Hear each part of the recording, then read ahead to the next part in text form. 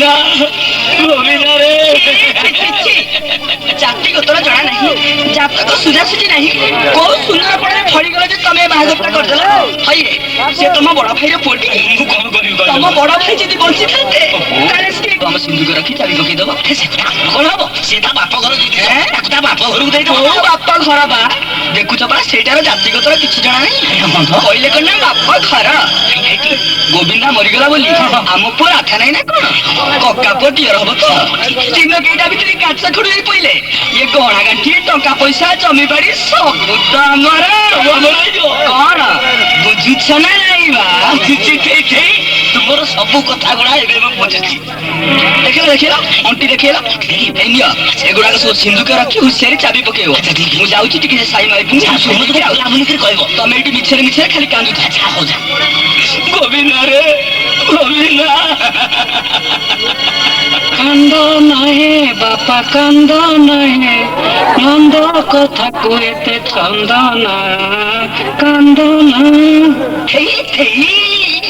আরে ମୁଁ ଏଠି କାନ୍ଦୁନି ରେ କାନ୍ଦୁନି ଏଠିକି ମୁଁ ଖାଲି ଛନ୍ଦୁଛି ଛନ୍ଦୁଛି ଛନ୍ଦୁଛି সন্তোষ কোন সন্তোষ বাপা ଦେଖିଲୁ ଏଠି ସବୁ ଗାଁରେ ଦେଖିଲୁ କାଇଁ ଏ ଦେଖୁନୁ କାହିଁ କଣ ଦେଖ ଏ ମୋ ମା ଏ ତ ସବୁ ଆମ ନୂଆ ଭାଉଜର ନୂଆ ଭାଉଜର କଣ ଏଗୁଡାକ ସବୁ ହଉଛି ଆମର ଆମର ଆମର ମାନେ ତୋର ମୋର ତୋର ମାନେ ମୋର ତୋତେ ଆଉ କେତେ ବୁଝେଇବି କହିଲୁ ତୁ ବଡ ବାପା ପୁଅ ଭାଇ ମରିଗଲା ତୁ ଯଦି ତୋ ଲତା ଭାଉଜ ହାତରେ ବଡ ଚୁଡ଼ି ପିନ୍ଧାଇ ଦବୁ ନା ତାହେଲେ ତୋ ବଡ ବାପାର ସବୁତକ ସମ୍ପତ୍ତି ଆମେ ଦେଇ କରିଦେଇ ଚାଲିଯିବା ଏ ବାପା କଣ ଭଙ୍ଗା ଚୁଡ଼ି ଗୁଡାକ କଣ ଚୋରି ହେଇଯିବ ଚୁଡ଼ି ସିନା ଯୋଡି ହବନି ହେଲେ ଭଙ୍ଗା ମନଟା କଣ ଯୋଡି ହବନି ତୁ ଯଦି ତୋ ଲତା ଭାଉଜକୁ ବାହା ହେଇ ପଡନ୍ତୁ ନା ବାପା ଥରେ ତମେ ମତେ ଗୋଟେ ଡାଇଲେକ୍ଟ କହୁନଥିଲ ବଡ ଭାଉଜ ମା ସମାନ କୋଉଦିନ କହିଥିଲି ଆଜି କେମିତି କହୁଛୁ ମୁଁ ତାକୁ ବାହା ହେବି ବୋଲି ହେଲେ ମୁଁ କହୁଛି ବାପା ମୁଁ ବାହା ହେବିନି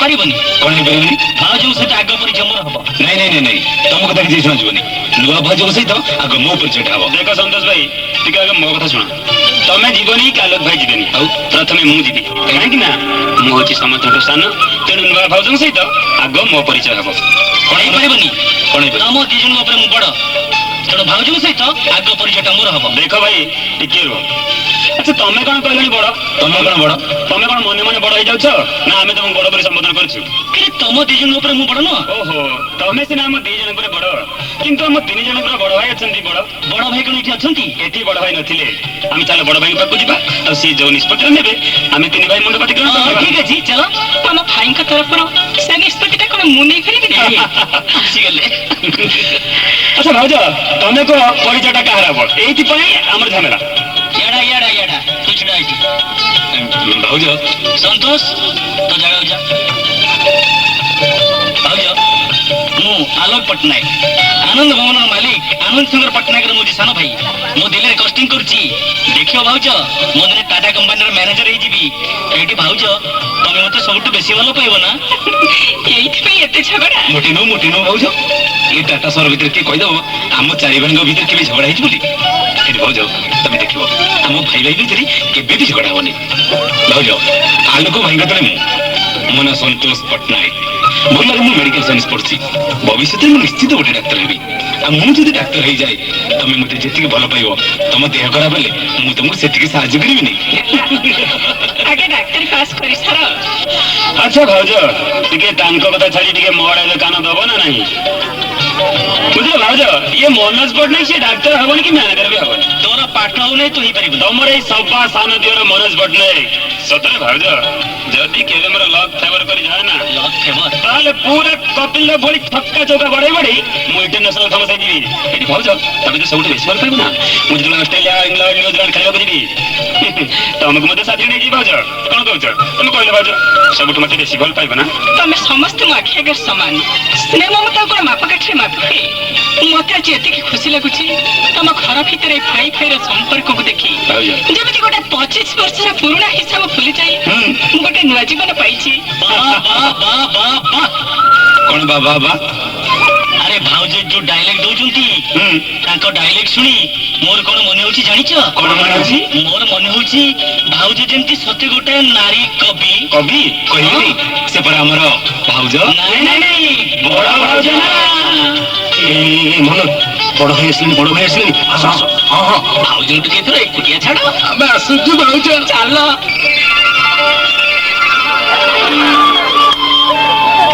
ରୁହ, ପ୍ରଣାମ କରିବା କିଛି ଦରକାର ନାହିଁ। ଅଗ୍ନିକୁ ସାକ୍ଷୀ ରଖି ତମେ ମତେ ବିବାହ କରିଛ, ହେଲେ ମୁଁ ତମର ସ୍ୱାମୀ ନୁହଁ କି ତମେ ମୋର ସ୍ତ୍ରୀ ନୁହଁ। ବାସର ରାତିରେ ସ୍ତ୍ରୀ ଭାବରେ ସ୍ୱାମୀର ପାଦ ତଳେ ନିଜକୁ ସମର୍ପିତ ହେବା ପୂର୍ବରୁ ତମକୁ ମୋର କେଇ ପଦ କଥାର ଉତ୍ତର ଦେବାକୁ ହବ। କଣ କହିବାକୁ ଚାହୁଁ ତମେ? ଏଇ ଦେଖିପାରୁଛ, ସେ ପିଲାଟି କାହାର? ସେ ମୋ ପୁଅ। ତମ ପୁଅ? ହଁ, ମୋ ପୁଅ। 2 ବର୍ଷ ତଳେ ଏମିତି ଏକ ବାସର ରାତି ମୋ ଜୀବନରେ ଆସିଥିଲା। ତମରି ଭଳି ଲକ୍ଷ୍ମୀ ମଧ୍ୟ ଏ ଘରକୁ ଏଇ ଆନନ୍ଦ ଶଙ୍କର ପଟ୍ଟନାୟକର ସ୍ତ୍ରୀ ଭାବରେ ଏ ଘରକୁ ବୋହି ଆସିଥିଲା। କିନ୍ତୁ ତାର 1 ବର୍ଷ ପରେ ସେ ପିଣ୍ଟୁକୁ ଜନ୍ମ ଦେଇ ତାକୁ ମାଛଉଣ୍ଡ କରି ସବୁଦିନ ପାଇଁ ସେ ପର ପାରିକି ଚାଲିଗଲା। ତମେ କଣ ଭାବୁଛ ସେ ପିଣ୍ଟୁକୁ ମାର ସ୍ନେହ ମମତା ଦେଇପାରିବେନି? କେବଳ ସେତିକି ନୁହଁ, ତମେ ମୋ ବିଷୟରେ କିଛି ଜାଣିନ। ଆଜି ଏଠି ସବୁ କଥା କହିବା ପାଇଁ ମୁଁ ବାଧ୍ୟ ହଉଛି। ଏଇ ଟାଟାର ଆନନ୍ଦ ଭବନ ଭିତରେ ଯୋଉ ଆନନ୍ଦ ଶଙ୍କର ପଟ୍ଟନାୟକ ତମର ସ୍ୱାମୀ ଭାବରେ ଦେଖୁଛ, ଏଇ ଆନନ୍ଦ ଶଙ୍କର ପଟ୍ଟନାୟକ 15 ବର୍ଷ ତଳେ ଏଇ ଟାଟାର ଫୁଟପାଥ ଉପରେ ଭିକ ମାଗି ବୁଲୁଥିଲା।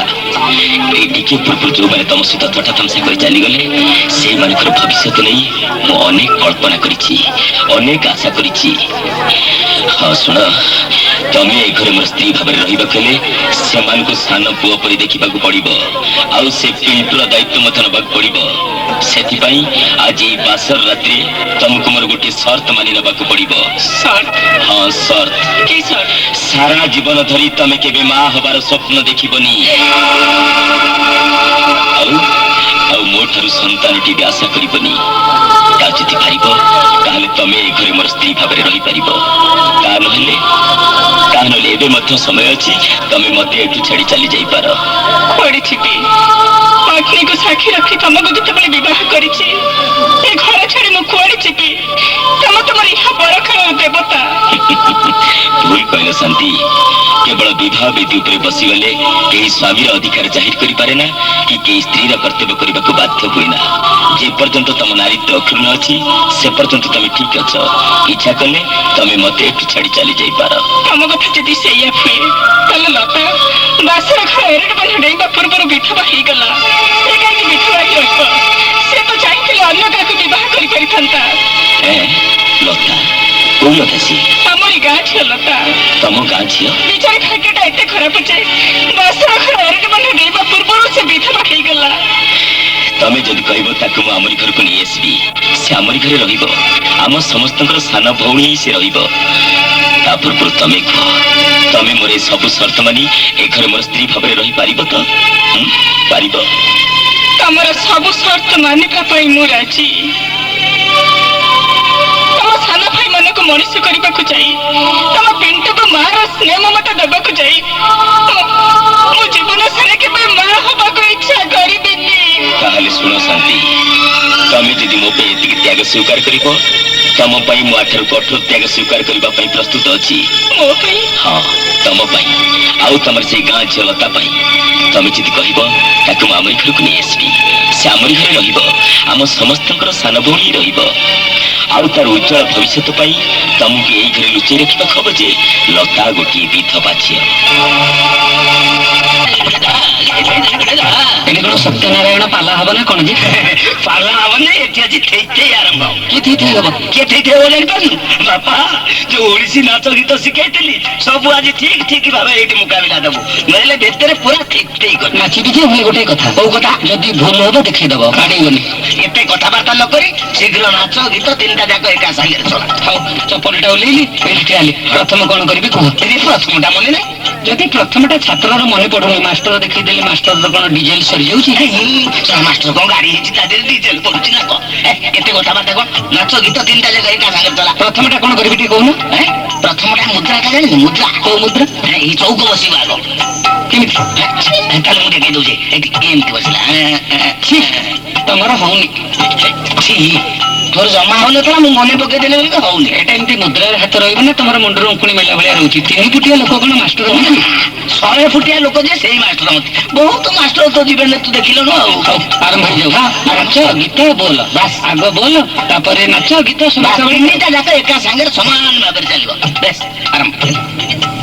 3ଟା tathini tinda kadar tathini tinda hey tathini tinda kadar tathini tinda hey tathini tinda kadar tathini tinda Radha hey tathini tinda Radha re hey tathini tinda kadar iri ଠିଏ କଣ ହଉଛି hey tathini tinda Radha ଇରେ ସେ ନାଚ ବନ୍ଦ କର ପରା କହୁଛି ତାଥିନି ତିନିଟା କଥା ଗଲା ତମର କିଛି କାମ ନାହିଁ ନା କଣ ଏମିତି ନାଚ ଗୀତ କରି କରି ନିଜ ଜୀବନଟାକୁ ତ ନଷ୍ଟ କଲ ଶେଷରେ ମୋ ପୁଅ ଜୀବନଟାକୁ ବି ନଷ୍ଟ କରିବ ନା କଣ ରାଧା ଇରେ ମୁଁ ପରା କହୁଛି ସେ ନାଚ ବନ୍ଦ କର ବୋଲି ଇରେ ବାଡି ପୋଷାର ଛୁଆ ମୁଁ କହୁଛି ସେ ନାଚ ବନ୍ଦ କର ବୁଝିଲ ଭାନୁମତୀ ତମେ ମୋ ସଙ୍ଗୀତ କ୍ଲାସ ଭିତରେ ବିଶୃଙ୍ଖଳା ସୃଷ୍ଟି କଲେ କଣ କରିବି ମୁଁ ତୁମ ଖାଲି ଛୁଆଟା ମୋର କାଲିଠୁ ଜ୍ୱରରେ କମ୍ପୁଛି ତା ପାଇଁ ଔଷଧ ଟିକେ ଆଣିବାର ନାହିଁ ଏଠି ତାକୁ ଧରିକିରି ଚଲେଇଛନ୍ତି କଣ ଗୁଡାଏ ବୋଲ ଅମକ ଡମକ ସବୁ ଚଲେଇଛନ୍ତି ବାପା ରାଧା ଆଜ୍ଞା କାହିଁ ତୋତେ ଜ୍ୱର ହେଇଛି ତୁ ବାପା ମତେ ଏପର୍ଯ୍ୟନ୍ତ କିଛି କହିନୁ ଶୀଘ୍ର ଗଲ ବଜାରରୁ କ୍ଷୀର ପାଉରୁଟି ବଟିକା କିଛି କ୍ଷୀର ବଟିକା ପାଉରୁଟି ନାଇଁ କ୍ଷୀର ଅଛି ଖାଲି ବଟିକା ପାଉରୁଟି ଆଣିବ ମୋ ପୁଅର କଣ ହେଲା ଠିକ ଅଛି ତୁମେ କ୍ଷୀର ରଖିଲେ ମୁଁ ବଟିକା ପାଉରୁଟି ଆଣିଛି ग्लास में पी दियो मो देह खराब बोली तुम कहला कि खुड़ी कहले बो कहला कौन कहला तुम कोडे ज्वर हेची मुंड बिंदे छिबा बुझलो भाउजो मते ज्वर फर किछि हेनी मते कमल भरै देले तुमको जाई पुछले कि खिर दे पठै देले से माने भल लोक हंती से माने चाहते कोन चाहंदी राधा से पाप कथा केमती भले धरबे कहलो तुम पर मोर बड़ भाउजो मा समान तुम सहित मोर केते बाहागर होबो कहलो गोटे कथा कह मानव कौन कहना तब बापा बोल को नजर पहुंचिकी तुम बापा घर को चल जाओ बापा घर मोर कहीं राधा मु गोटे अनाथिनी गोपीनाथपुर मठ बाबाजी मते पाली थिले से तो भी नाहंती आ से गार जो झे को मु बेसी भलो पाए शांति अपा से बाहर ही चली गलेनी एठु चली जाई मु कोठी रहिबी कि मते आश्रय दब मु आश्रय देबी मला खेलबा कि तमे तू मते चिन्ह परबनी लता अरे हां हां ने तो शांति अपा देइतबा तो पाकु चिट्ठी ए चिट्ठी पढ़ले सब जानि परबू ने पढ़ पढ़िलु हां अपन भाबुछु चल तो अपा पढ़ी छु मु तते नै जिबी मो संगे जीवा खोले तते आज ए बेसरे मो घर को जीवा हबनी आ को बेसरे तते कुमारी बेसरे आज मो घर को जीवा हबो ओ विधवा कुमारी बेसरे रहि परिबिनी जानी सुनी अधर्म करि परिबिनी अधर्म तू काहा को कहउलता जो समाज गोटे 17 वर्ष बयस का झील को स्वामी पाद छुईवा पूर्व तक विधवा रक्षा दे पारला आ जो समाज गोटे 17 वर्ष बयस का झील को संपत्ति लोभरे तापर अकथिन अत्याचार कर पारला से समाज रे गोटे विधवा झील कुमारी बेस रहले किछि क्षति होबनी एबुली अधर्म तू काहा कहउछु बाबा तो ठीक कथा कहउछन्ते भाउजो तमे कहिलो तमे विधवा हला पर जति मते बाही परिबो दादा ताने ए बाबू मोहर सधवा बेस रहबनी ठीक ठीक कहछ ठीक कहि ठीक कथा कारण एबडा का सब होउछि पुराना जुग मानदाता हमर कथा ए जुगरे की मानुछि जे भाउजो मानिबा को चाहि कि मानिबा हे कोन दरकार बुझिलो भाउजो तोमरी मोरे के हस देखले ना मो स्वर्ग सुख अनुभव करिबी कोन भाबुछ तमे बाबू से जा दरकार पड़ले मते मुझे बोली के देखि आसीबेनी हां तमे जाय हम घर बोली के आसीबो गाड़ी आइछन्ती भाउजो को नै जिबे कि बापा बंगु सेडे गोटे मिछ कथा कहि भूली रखि देबे तो बापा बोई पुटा आसीबे कि मते पहुंच जिबे ना आपण जाई परिबे बाबू ए तमे डेरी करना जाओ तमे सेई पटे बापा बंगु अटके रख सेई समय भीतर तम भाउजो को मो गाड़ी रे बसई हम घर को नै जिबे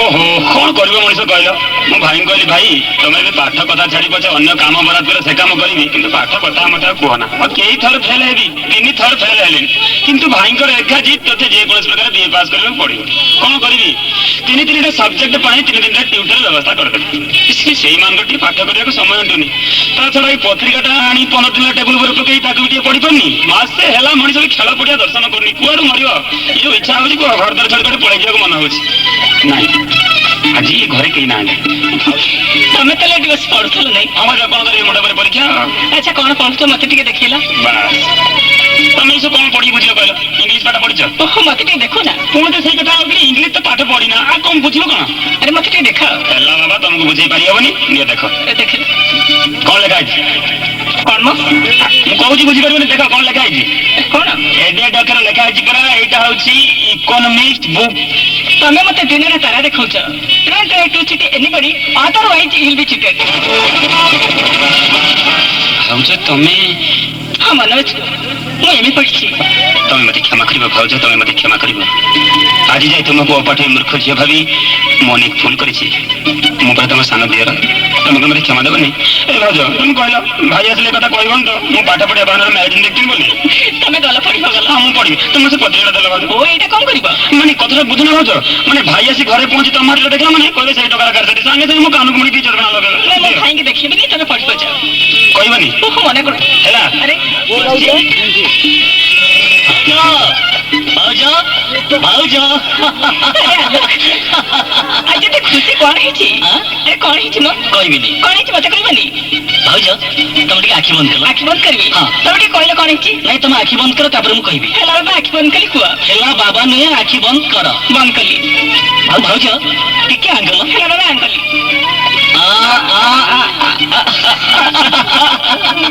এই দেখো ভাউজ, পেপর আজ মো রেজল্ট বাহারছি। মু কস্টিং পাস করে যাইছি।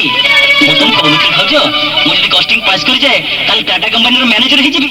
এথর দেখিব ভাউজ, মু টাটা কোম্পানির জেনারেল ম্যানেজর হয়ে যাবি। এইଥିପାଇଁ ଏତେ ଖୁସି? ହଁ ଭାଉଜ। ହେଲା ହେଲା ସେଇ ଖୁସି ପାଇଁ ତମେ ଟିକେ ଆଙ୍ଗଲ। ନାଇଁ ଭାଉଜ ତମେ ଖାଇ ନିଅ।